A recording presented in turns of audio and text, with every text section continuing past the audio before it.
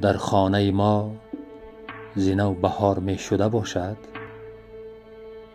در شاخه گل قمری قطار می شده باشد، چون بخت بلندی مردمی مادردار این چهره ما رنگ انار می شده باشد. من می میرم آچه در دل صدریشت، به تو چی کند بچه حکی درویشت.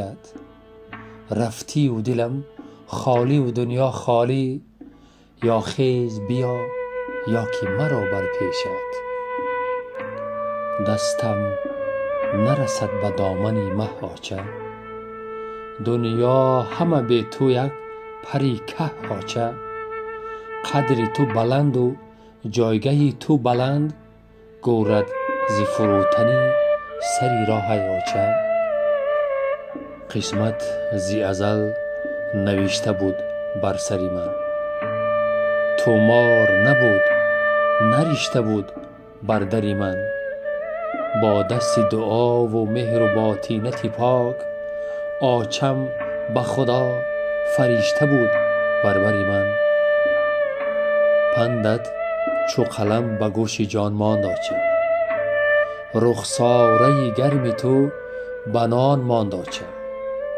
در بیخک رخت خواب تو آبک دم، در کاسه نکرده نوش جان ماند آچه.